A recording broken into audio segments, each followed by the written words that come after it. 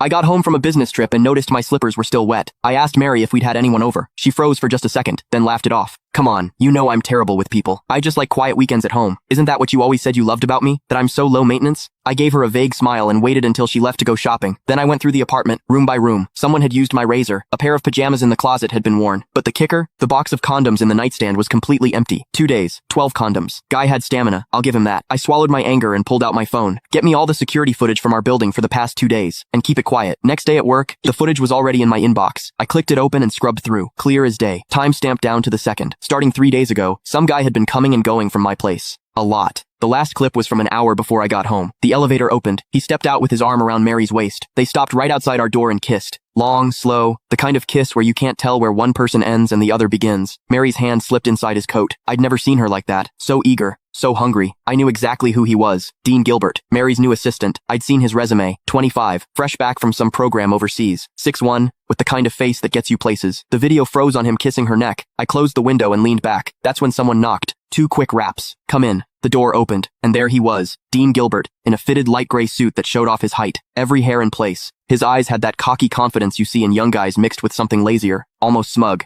He was holding a folder. Chairman Dickerson. His voice was all business. President Henson asked me to bring over the year-end bonus list for your signature. He walked to my desk and set the folder down. No small talk. Didn't leave. Just stood there, waiting. Perfect posture. But his eyes drifted past me to the bookshelf like this was just some boring errand. I looked up at him. He didn't flinch. He even smiled, a smile that was hard to read. Normally, when Mary sent stuff like this or had her secretary bring it, I'd glance at the total and sign. She handled HR and finance. I'd always given her free rein. But today, I picked up the folder, opened it. I went through page by page. Bonuses ranged from tens of thousands to a few 100,000, nothing unusual for this year. Then I hit the last page. My hand stopped. Next to Dean Gilbert's name was a long string of numbers. Year end. Bonus. $1 million.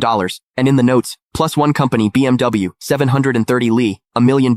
A BMW 7 Series, for an assistant who'd been here less than 6 months. I stared at that number for 2 seconds. Then I looked up. Dean was watching me. That little smile had gotten bigger, and there was something in his eyes, now impatience. Chairman Dickerson, is there a problem? His tone was still polite, but there was an edge, a push. Miss Henson is waiting to head out. He made sure to emphasize those last words. I picked up my Mont Blanc pen and uncapped it. The tip hovered over the signature line. Didn't touch down. Mr. Gilbert, you've been with the company about 5 months now, right? My voice gave nothing away. 1 week shy of 5 months. Quick answer. Smooth. I said nothing. I signed. Thank you, Chairman Dickerson. He took the folder back, flipped to check my signature, then closed it. And right as he turned to leave, I caught it. Click the link in my bio to get the full story for free.